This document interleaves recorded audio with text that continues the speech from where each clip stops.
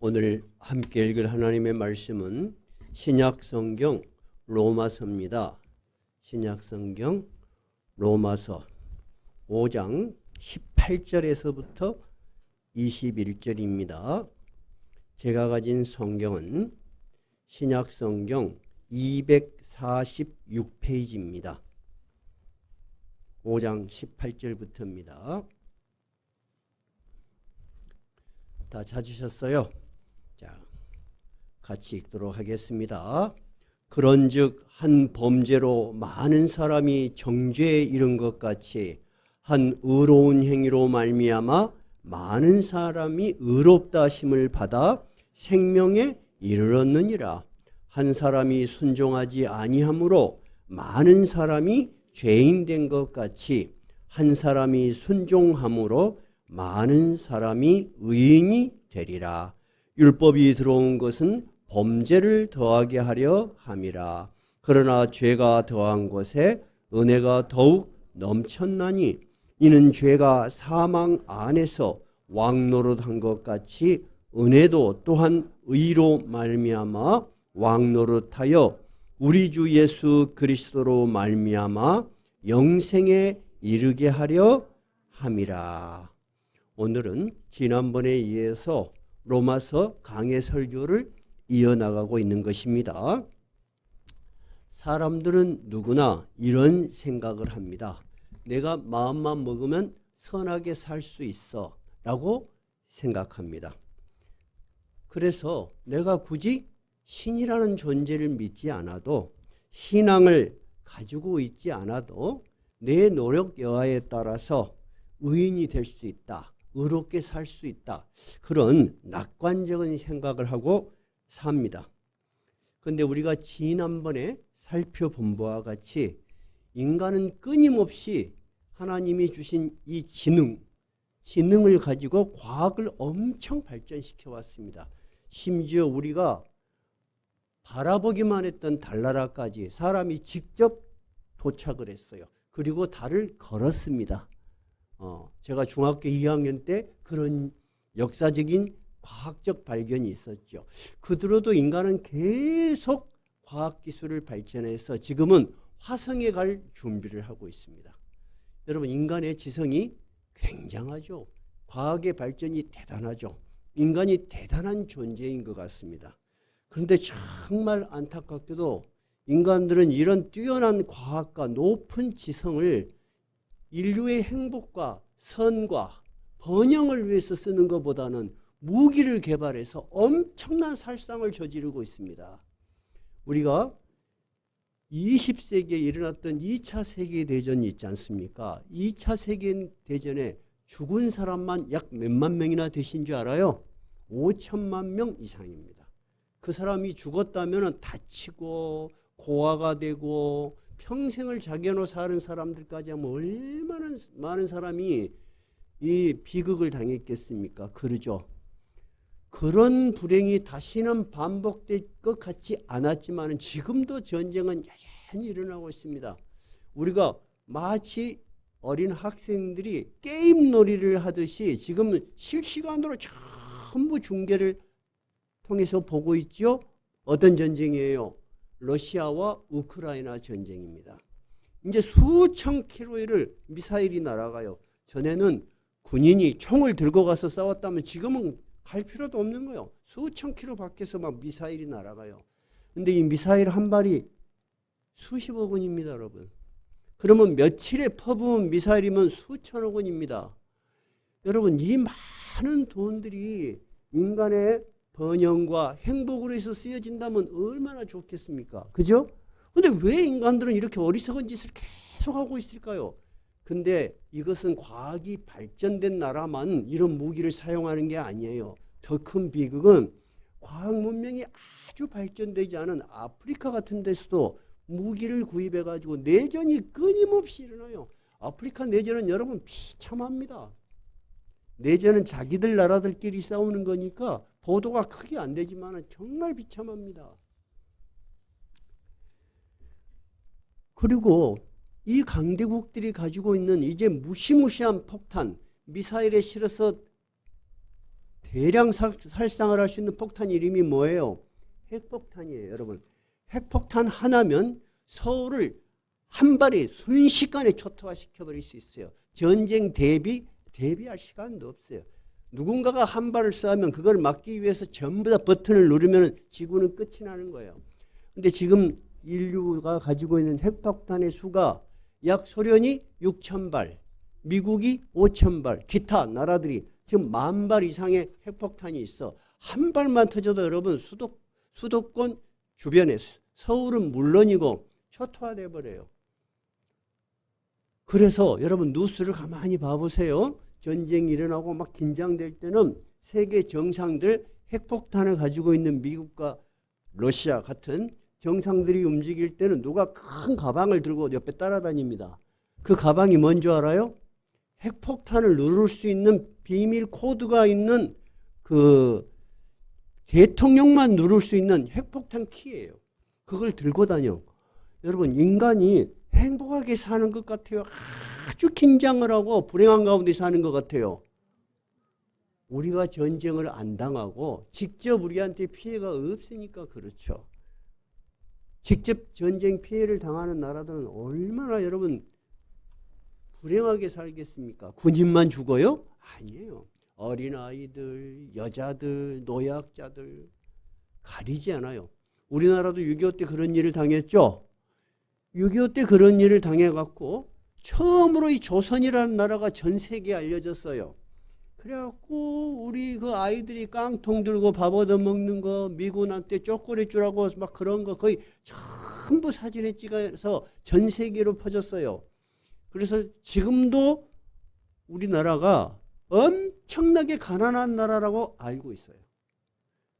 그런데 이제 매스컴이 88 올림픽 또는 한류나 이런 걸 통해서 점점 한국이 잘 산다고 이제 알고는 있지만 옛날 그 시대 6.25 시대에 한국을 알고 있는 사람은 전혀 생각이 바뀌지 않아요.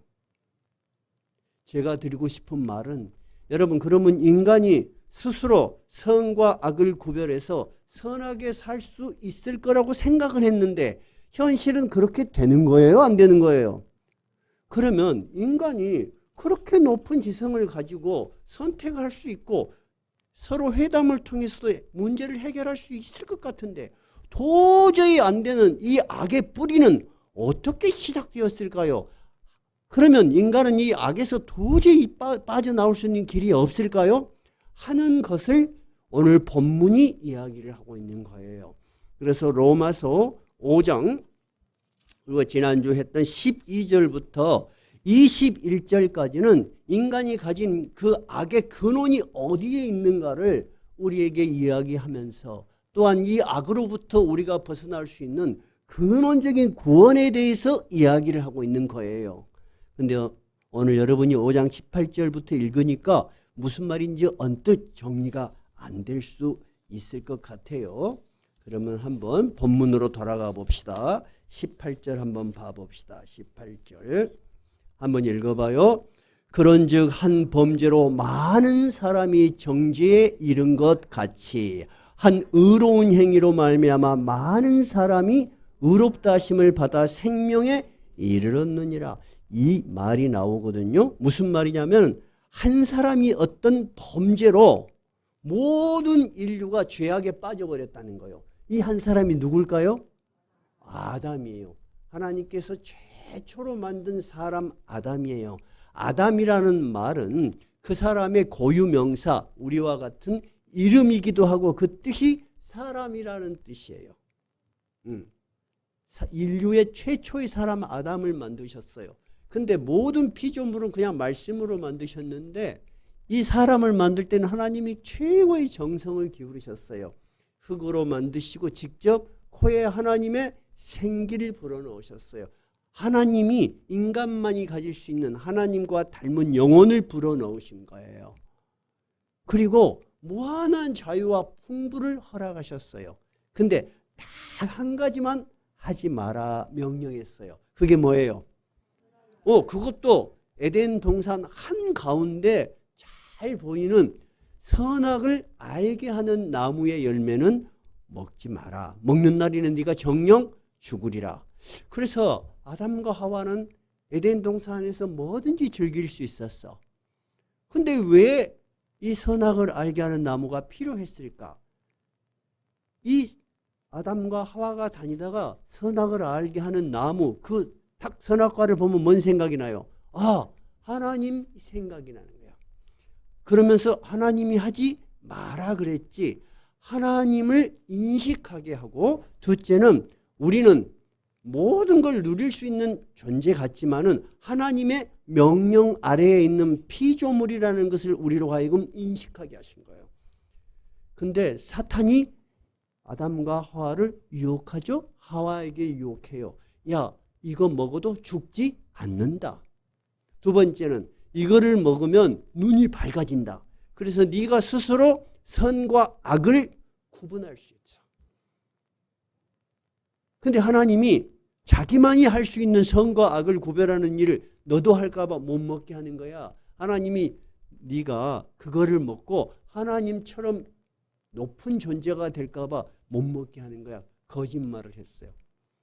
그러고 보니까 하와가 그럴듯하거든. 그래서 그것을 먹었어요.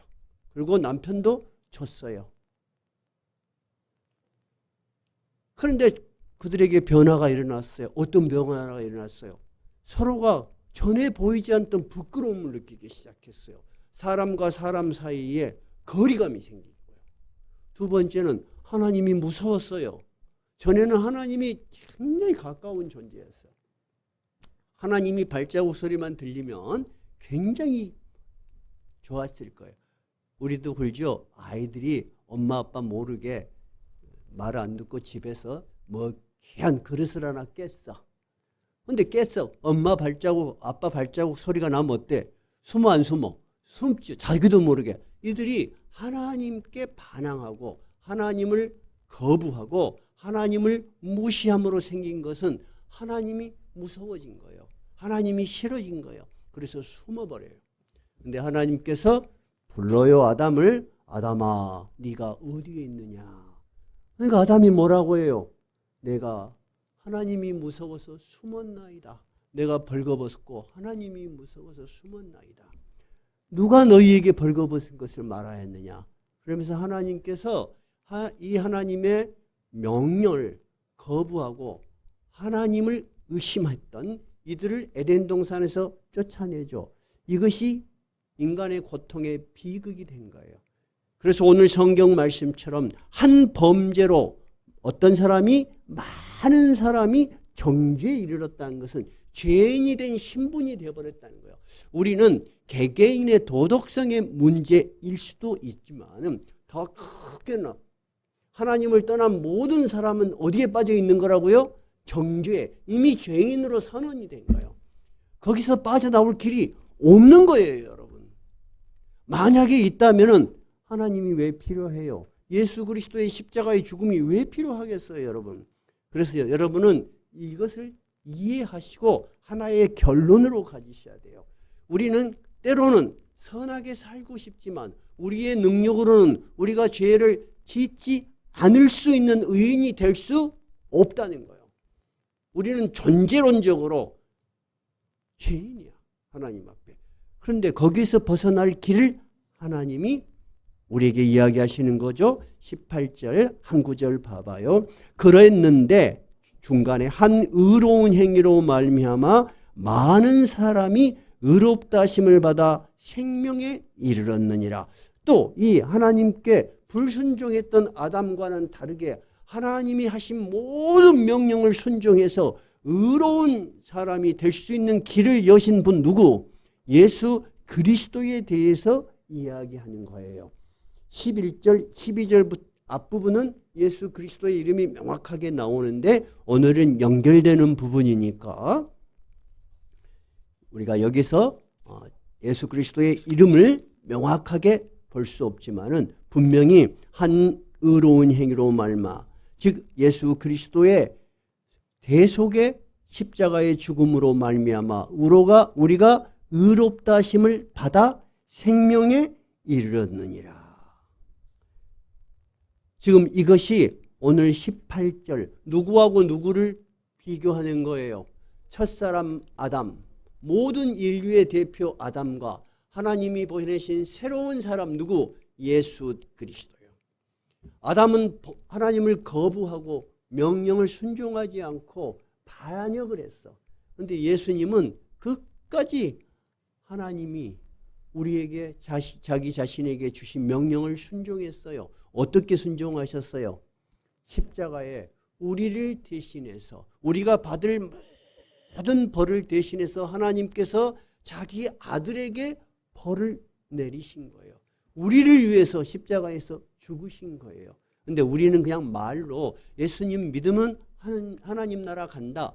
그렇게 이해를 하고 계시는데 맞아요. 근데 그렇게 된 과정이 있단 말이에요. 우리의 모든 죄를 누군가가 대신해서 엄청난 고통과 모욕과 치욕을 당하셨다는 거야. 예수님께서 십자가에 지시기 전에 기도하시죠? 겟셋마네 기도 아시죠? 뭐라고 기도하셔요? 뭐라고 기도하셔요? 누가복음 22장 그리고 다른 복음서에도 나와 있는 거예요. 내가 아버지여 내가 이 잔을 꼭 마셔야 됩니까? 내가 이 잔을 피할 길은 없는 것입니까? 할 수만 있다면 이 잔이 내게서 지나가게 해주십시오. 그러나 나의 뜻대로 마시고 아버지의 뜻대로 하시옵소서 하고 기도를 드리는데 얼마나 강한 스트레스, 고민이 몸에 있었냐면 땀이 땅에 떨어지는데 뭐 같더라? 핏방울 같더라. 그래서 현대의학에서도 밝혀졌어요. 너무 심한 스트레스를 받으면 모세혈관이 터져서 땀샘을 통해서 피가 나온다는 거예요. 여러분, 예수님께서는 자기가 당할 고통을 알고 계셨다, 모르고 계셨다? 알고 계셨지만 피하지 않으셨어요. 그래서 십자가에서 죽으시면서 큰 소리로 뭐라고 마지막 울부짖어요? 엘리 엘리 라마 사박다니. 나의 아버지 어찌하여 나를 버리십니까? 예수님께서는 하나님이세요. 우리와 같은 존재가 아니세요. 근데 하나님이 우리를 용서하시는데 용서하시는 대가를 자기가 분명히 치르신 거야. 하나님이 아무 이유도 없이 여러분을 용서하신 거 아니요. 여러분이 용서받을 수 있는 대가를 충분히 치르셨어. 하나님은 공정하신 분이야. 여러분을 용서하시는 근거를 마련하신 거야. 여러분의 모든 죄를 지고 누가 돌아가셨다? 그의 아들 예수님께서 십자가에서 죽으셨어. 하나님으로부터 버림받았어. 죄인처럼 취급을 받아서 죽으셨어. 예수님이 제일 마지막 하신 말이 뭐예요? 다 이루었다. 예수님은 이렇게 완벽하게 하나님의 뜻을 순종하셔서 하나님의 의를 실현하셨어. 왜 그렇게 하셨어요? 우리를 용서하시는 길을 여신 거야. 무조건 나 너를 마음에 들어. 너 용서해. 이것은 하나님답지 않아. 하나님은 자기 자신이 하실 수 있는 모든 희생을 다 치르시고 그 예수 그리스도를 믿는 사람에게 의롭다 하시는 인정을 해 주시는 거예요. 그것을 신학적으로 뭐라 한다 그랬어요? 이신칭의. 로마서 첫 번째 가장 중요한 주제를 지금 우리는 다루고 있는 거예요. 이신칭의예요. 여러분은 여러분의 행위로나 여러분의 의로움이나 여러분의 열심으로 하나님 앞에 의롭다함을 받은 거 아니에요. 여러분은 누구를 믿었다고요? 예수 그리스도를 믿음으로. 예수 그리스도의 무엇을 믿으신 거예요? 나를 위해서 내가 당해야 될 진노와 분노를 하나님께서 그의 아들에게 다 쏟아부으셔서 이러한 모든 역사적 사실 그리고 하나님이 이루신 뜻을 정말로 믿는 너희들에게 내가 의롭다 인정하겠다. 여러분, 그래서 우리가 믿는 이신칭이라는 것이 얼마나 신비하고 얼마나 거룩한 거예요. 근데 이 이신칭의는 그걸로 끝나지 않아. 그것이 바로 21절이에요. 21절 읽어봐요. 이는 죄가 사망 안에서 왕노릇한 것 같이 은혜도 또한 의로 말미암아 왕노릇하여 우리 주 예수 그리스도로 말미암아 영생에 이르게 하려 함이라. 우리가 믿음으로 의롭다 함을 받은 것은 물론인데 여러분, 의롭다 하심을 받은 것이 실감이 나? 나 안 나? 그래, 좋아요. 손 들어보자. 나는 목사님 설교를 듣고 평상시 예수 그리스도를 믿음으로 나는 의로워진 것이 실감이 난다면 손 들어봐요. 한 명도 없네. 한 명. 실감은 잘 안 나는데 그냥 그렇게 성경에서 말하고 목사님이 설교하니까 그냥 믿는다. 손 들어봐요. 그래요. 여러분 사실은 실감이 나지 않습니다. 그렇게 실감이 확 난다면 얼마나 좋겠습니까? 그죠? 근데 여러분은 잘못 생각하는 거야. 뭐를 잘못 생각하냐면 여러분이 의롭다고 인정을 받는 그런 존재가 아니었다면 여러분이 이렇게 매주 나와서 예배 드리지 않아요. 예배 드릴 수 없는 거예요. 여러분이 바쁜 시간에도 교회 오는 것이 너무 즐겁고 행복하세요? 그것이 의롭게 된 증거예요. 우리 하나 애나가 언제 교회 가냐고 물어본대. 어리지만은 마음이 막 교회 가고 싶은 거야. 여러분 이것이 애들이 다 그래요? 안 그래요.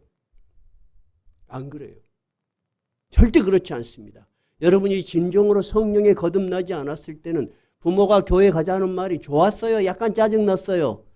힘들었어요? 짜증났어요? 할 일이 많았다고 생각했어요. 근데 여러분 정말로 어떤 일이 있더라도 난 교회 가는 것이 정말 예배드리는 것이 즐겁고 세상에 어떤 것보다도 나는 평안함을 느낀다. 여러분 그것은 정말로 평범한 일이 아니에요. 근데 제가 왜 평범한 일이 아니라는 것을 여러분에게 증거를 대드릴게요. 여기다가 책갈피를 딱 꽂아보세요. 요한복음 3장으로 가봐요. 요한복음 3장. 제가 가진 성경은 145쪽이에요. 145쪽. 요한복음 3장이에요. 한밤중에 예수님을 찾아온 한 사람이 있었어요. 이 사람의 이름이 뭐예요? 니고데모예요. 니고데모는 율법에 정통한 사람이에요. 그리고 아주 경건하게 사는 신앙이 깊은 신앙인이에요. 바리새인이었어요. 그리고 그 당시 최고로 공부를 많이 하고 그리고 높은 권력의 지위에 있던 흔히 말하는 유명인사요. 근데 이 사람이 전혀 이름도 없는 갈릴리에서 목수하던 예수를 한밤중에 찾아온 거예요. 한밤중에. 근데 예수님은 이 사람이 찾아와서 질문을 하기도 전에 왜 왔는지를 알으셨어요. 3절 한번 읽어봐요. 3절. 예수께서 대답하여 이르시되 진실로 진실로 내게 이르노니 사람이 거듭나지 아니하면 하나님 나라를 볼 수 없느니라. 지금 니고데모는 와서 질문도 안 했어요. 질문도 안 하고 예수님에게 대한 자기의 평가를 이야기했어요. 당신이 하시는 일을 보니까 하나님으로부터 오지 않았으면 도저히 할 수 없는 일을 하니까 내가 볼 때 당신은 하나님이 보낸 사람 같습니다. 하고 질문을 하기 전에 서두에 인사말을 하는 거예요. 그런데 예수님은 그가 가진 질문의 본질을 이야기하시는 거예요. 그러면 니고데모가 가진 질문의 본질은 뭐예요? 예수여, 우리가 수없이 많은 종교적인 이야기와 종교적인 행위를 하고 사는데 나는 진짜 하나님 나라를 본 적이 없습니다. 내가 어떻게 하면 하나님 나라를 볼 수 있습니까? 하는 질문이 있었다는 거예요. 그러니까 예수님께서 그 대답을 미리 해주시는 거예요. 뭐라고요? 사람이 거듭나지 아니하면 하나님 나라 볼 수 없다. 여러분 거듭난다는 게 뭐예요? 막 이상한 행동을 하거나 이상한 것을 본다는 게 아니에요. 거듭난다는 것은 난다, 태어난다는 거예요. born, 태어난다. again, 다시 태어난다는 거예요. 왜 니고데모가 그 말을 알아먹었어? 아니, 내가 이렇게 늙었는데 상당히 니고데모가 나이가 있었던가 봐요. 이렇게 늙은 사람이 어떻게 다시 태어날 수가 있냐? 니고데모는 이 말을 알아먹었다, 못 알아먹었다? 못 알아먹었다니까, 여러분. 못 알아먹었어. 그러니까 니고데모가 4절 읽어봐요. 니고데모가 이르되 사람이 늙으면 어떻게 날 수 있사옵나이까? 두 번째 모태에 들어갔다 날 수 있사옵나이까? 예수여, 무슨 신기한 방법이 있어서 내가 다시 어머니 뱃속에 들어가는 그런 방법이 있는 겁니까? 전혀 몰랐다는 거야. 근데 예수님이 뭐라 그래요? 5절 예수께서 대답하시되 진실로 진실로 내게 이르노니 사람이 물과 성령으로 나지 아니하면 하나님의 나라에 들어갈 수 없느니라. 6절 육으로 난 것은 육이요 영으로 난 것은 영이니 내가 네에게 거듭나야 하겠다 하는 말을 놀랍게 여기지 말라. 즉 우리가 육체를 가지고 있는 동안은 육체로서 끝난다는 거예요. 근데 새롭게 태어나는 하나의 방법이 뭐예요? 성령으로 거듭나는 거예요. 성령으로 거듭나는 사람의 특징은 뭐예요? 예수 그리스도를 나의 구주로 고백한다는 거예요. 여러분은 모두 예수 그리스도를 나의 구주로 고백했기 때문에 이 자리에 있는 거예요. 여러분이 내가 예수를 믿어서 진짜 의롭다고 인정함을 받았을까? 실감이 안 난다? 난다? 이제 다시 물어볼게요. 예수를 나의 구주로 고백하시는 것은 성령이 아니면 할 수 없는 거예요. 거듭나지 않으면 할 수 없는 거예요.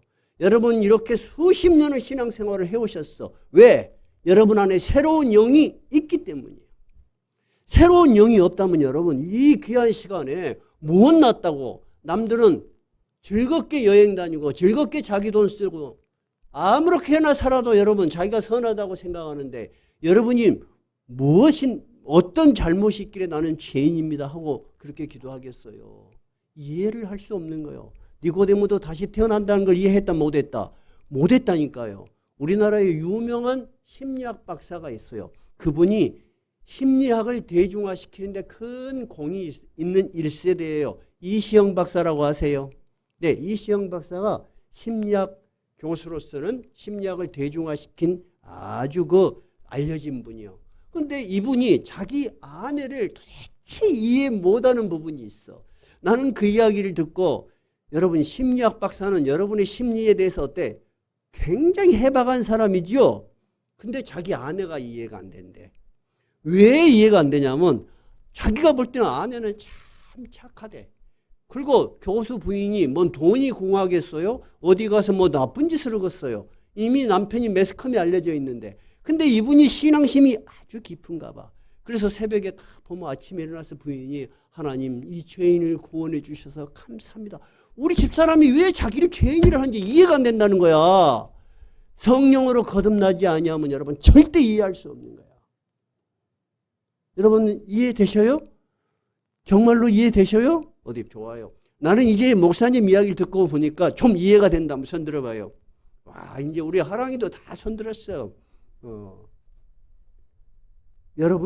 여러분이 알고 있는 성경의 지혜와 지식과 깊이는 세상 사람은 도대체 알 수 없습니다. 왜냐하면 이것은 성령으로 거듭나지 않으면 받아들일 수 없고 이해할 수 없는 일이기 때문입니다.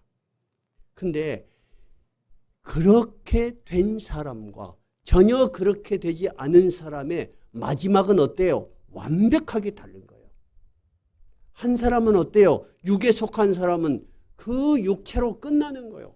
그리고 그가 지었던 모든 죄에 대해서 심판을 받을 거예요.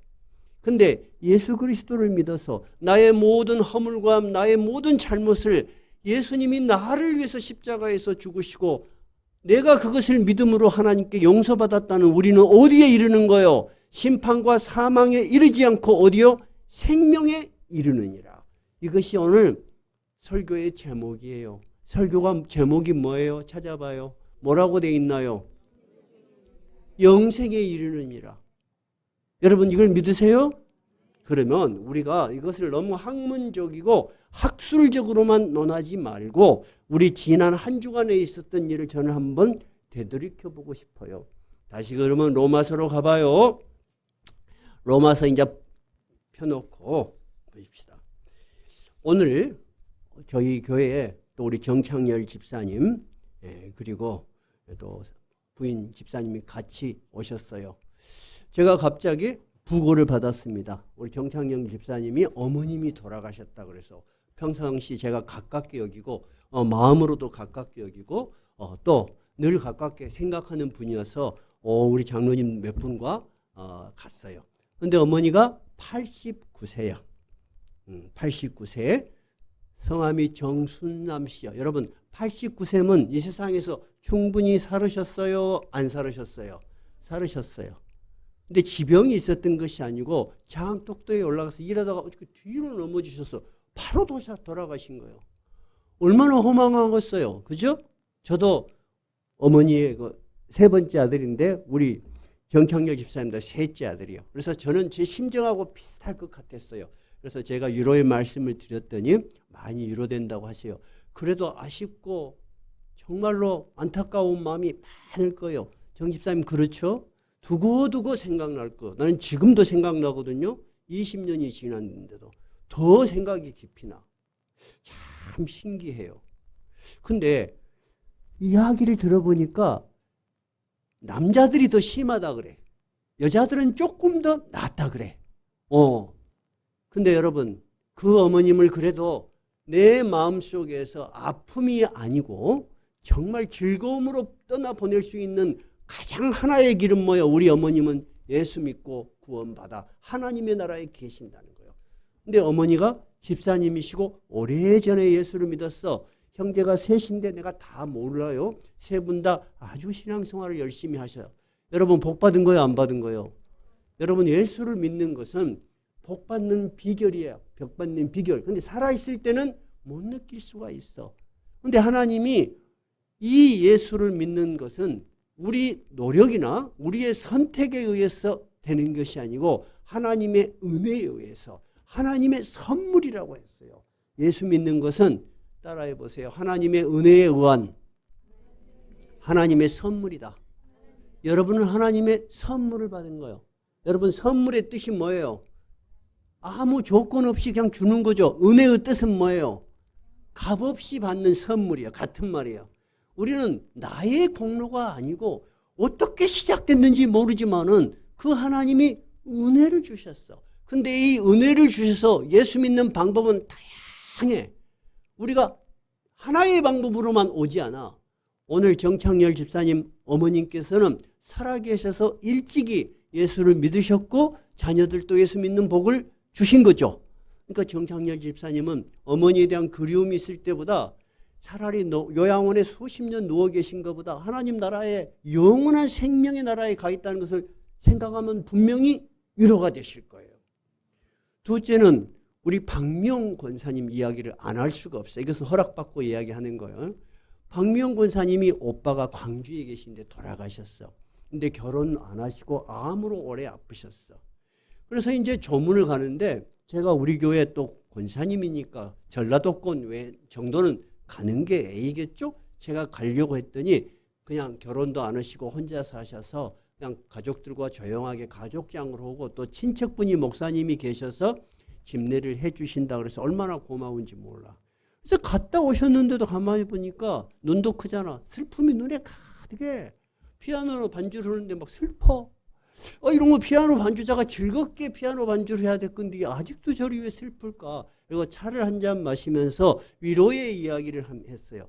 근데 위로의 이야기다 제가 깜짝 놀랐어요. 그 오빠가 예수를 안 믿는 분이야. 주변에서는 권유하고. 근데 암투병을 하면서 자기가 메모를 남겨놨어. 제가 메모를 보면서 깜짝 놀란 것이 요한복음 3장에 대한 이야기였어요. 다음에 언제 한번 보여주라 그랬어요. 근데 우리가 한 12줄 정도 되는데 그 중에 이런 것을 적어놨어요. 아까 우리가 요한복음 3장 읽었죠? 뭐라고 적어놨냐면 육으로 난 것은 육이요 영으로 난 것은 영이니 사람이 거듭나지 아니하면 하나님 나라를 볼 수 없느니라. 나는 부활이요 생명이니 나를 믿는 자는 죽어도 살겠고.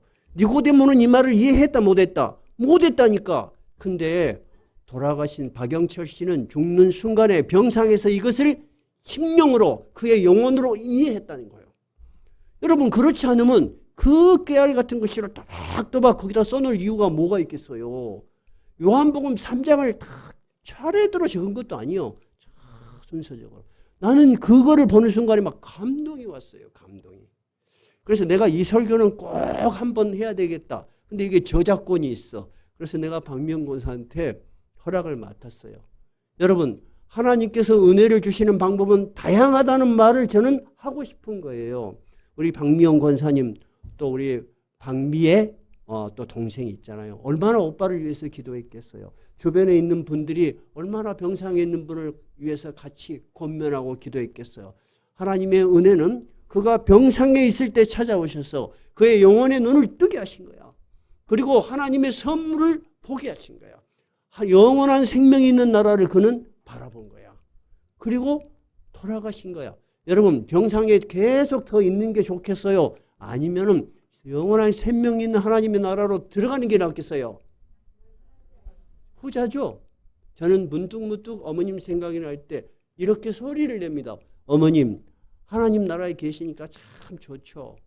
여러분, 우리는 정말 의식적으로 우리가 영원한 생명의 나라에 도달한다는 거, 그리고 우리가 안타깝게 보냈던 모든 사람들이 영원한 생명의 나라에 있다는 것을 믿어야 되는 거예요. 그렇지 않으면 여러분이 살아서 당하는 수많은 슬픔을 이겨낼 길이 없는 거예요. 아까도 제가 이야기했죠. 수많은 전쟁통에서 기아, 난민, 어린아이들, 부상당한 아이들, 장애가 난 아이들 얼마나 많습니까? 그런 부모들의 마음이 여러분 얼마나 찢어지게 아프겠습니까? 이 세상은 여러분 우리가 지금 평안하게 살 뿐이야. 우리나라에도 무슨 일이 생길지 모르고 내 가정에 무슨 일이 생길지 모르고 나에게 무슨 일이 생길지 모르는 것이 인생이에요. 근데 여러분 우리는 현실에 그것만 바라보면 두려움에 사로잡혀 버려요. 우리는 그것을 보지 말고 어디를 바라봐야 된다고요? 나를 위해서 죽으신 하나님의 아들 예수 그리스도의 십자가를 바라봐야 돼. 십자가를 붙들고 우리는 살아가는 거예요. 그 길 끝에 우리는 영원한 생명에 도달하는 거예요. 박명 집사님 이해가 되시죠? 이제는 피아노 반주도 즐겁게 하시고 나는 권면을 하고 싶었어요. 우리가 여러분 영원한 것에 대한 소망과 영원한 것에 대한 기대가 없다면 예수를 믿을 이유가 뭐가 있습니까? 여러분 단돈 10,000원이라도 주부들이 시장에 가면 깎으려고 그러고 그렇지 않아요? 단돈 10,000원이라도 싼 것이 있으면 찾아가서 사요. 근데 여러분이 매주 매달 어떤 이유 때문에 이 신앙의 공동체를 위해서 헌금하십니까? 우리는 우리가 살아가는 하나님과 우리의 관계가 전혀 이 세상에는 비교할 수 없는 정말 신비하고 값진 관계라는 것을 알기 때문에 그런 생활을 1년도 아니고 수십 년을 감사하는 마음으로 기쁜 마음으로 할 수 있는 것이에요. 그것이 여러분이 예수 그리스도를 믿어서 의롭게 됐다는 증거예요. 여러분은 살아있는 증거를 가지고 있는데 그 믿음이 나에게 감동이 되고 감격이 되지 않았던 거예요. 근데 이제는 여러분 교회에 올 때마다 여러분이 찬송가를 하나 부를 때마다 우리는 하나님 앞에 누구다? 의롭다는 인정을 받은 신비한 존재라는 것. 하나님과 우리의 사이는 정말 끊어질 수 없는 사이라는 것을 우리는 굳게 믿어야 돼요. 근데 여러분은 이런 질문을 저에게 할 수 있어요. 목사님, 그래도 우리가 현실적으로 보면은 유혹에 넘어지고 실수하고 또는 방황하고 그런 교회에 안 나오고 그런 경우도 많지 않습니까? 여러분, 그런 경우에 여러분은 하나님의 자녀일까요? 아닐까요? 여전히 자녀예요. 여전히 자녀야. 여러분도 지금은 아이들이 1명, 2명인데 옛날에는 보통 6남매, 7남매 그랬어요. 어떤 분은 10남매 그랬어요. 자식이 10명이면은 10명 중에 똑같은 놈 있어요? 없어. 다 달라. 어저께 어떤 목사님이 저한테 전화를 했어. 저에게 안부도 묻고 그러면서 그분이 당뇨가 있으세요. 근데 아주 영적으로 기도 많이 하시고 올바른 분이시고 존경할 만한 분이야. 그래서 서로 이야기를 하면서 건강 안부를 물으면서 제가 목사님은 참 규칙적으로 생활하시고 그러는데 왜 그렇게 힘든 병이 걸리셨을까요? 그러니까 뭐라고 하냐면 목사님 저희 어머니나 저희 아버지가 고혈압도 있고 당뇨도 있는데 아주 약하고 그런 것 같지는 않습니다. 그럼 왜 그랬을까요? 그러니까 아들이 둘이가 있는데 이놈들이 자라나면서 뭔 짓을 하고 다니는지 목사님 대강 짐작이 되시죠? 그래서 그놈들 때문에 그랬다나 그런 생각이 든다는 거야. 그래서 제가 웃으면서 목사님 이야기를 들으니까 옛날 어떤 책에 왜 자식을 하나님이 주셨냐 그러면 이런다 그래요. 이 세상에 네 맘대로 안 되는 일이 있다는 걸 가르쳐주기 위해서 자식을 줬대. 내가 그런 것을 읽은 생각이 납니다. 그러니까 그 목사님이 얼굴은 안 보이지만 너무너무 기뻐하시는 것 같아. 목사님 진짜 그런 것 같아요. 여러분 성경적인 이야기 아니에요. 하나님께서는 자녀들을 축복해서 주신 거예요. 근데 그 축복이 우리에게는 많은 시련과 짐이 될 수 있어. 제가 드리고 싶은 말은 우리가 어떤 생활을 하고 하나님과 굉장히 멀어진 것 같고 내 마음대로 산 것 같아도 우리는 하나님과 우리가 맺은 관계는 끊어지지가 않아. 왜 안 끊어져? 하나님이 놓지 않기 때문이에요. 여러분은 하나님이 싫어서 저 멀리도 가고 하나님 무시하고 요즘 말로 여러분 함부로 사는 것 같아도 하나님이 놓지를 않아. 근데 어느 날 세월이 지나고 어느 날 큰 사고를 통해서 어느 날 큰 불행을 통해서 자기가 잘못 살았다는 것을 알게 돼요. 그리고 그것이 행복하지 않다는 것을 알게 돼요. 그래서 어디로 와요? 다시 하나님께로 돌아와요. 이것이 회개입니다. 회개는 헬라어로 메타노이아라는 단어를 쓰는데 돌아서는 것입니다. 우리가 가던 길이 이 길이 행복한 길이 아니었구나. 이 길이 진짜 나에게 의미가 있는 길이 아니었구나. 우리는 돌아설 길이 있다 없다? 있어. 그것이 여러분 이 신칭의가 우리에게 주는 의미야. 우리는 절대로 하나님으로부터 벗어날 수가 없어. 내가 아무리 멀어져도 누가 나를 쫓아다녀? 하나님이 손을 꽉 잡고 놓지를 않아. 그래서 여러분은 전혀 신분이 다른 사람으로 평생을 사는 거예요.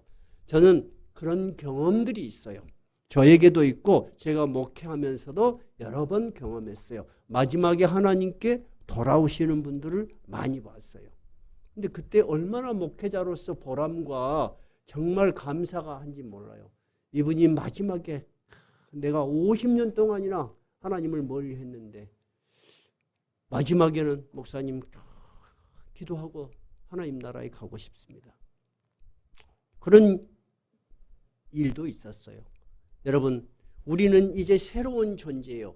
이 세상에 많은 사람들이 많이 가진 사람, 많이 배운 사람, 외모가 좋은 사람 여러 가지 모양으로 분류되지만 성경은 딱 두 가지로 부릅니다. 육으로 난 사람. 해보세요. 육으로 난 사람. 육으로 난 사람은 육으로 그치는 거야. 영적인 일을 이해할 수도 없고 받아들이지도 못해요. 근데 어디로 난 사람? 성령으로 거듭난 사람. 하나님의 나라에 들어가는 영원한 생명에 도달하는 축복을 받은 사람들이에요. 여러분이 그런 사람들이에요. 그러니까 여러분 우리가 부르는 찬양은 소망과 감사와 기쁨이 넘쳐야 되겠죠? 우리 찬송 부를까요? 482장입니다.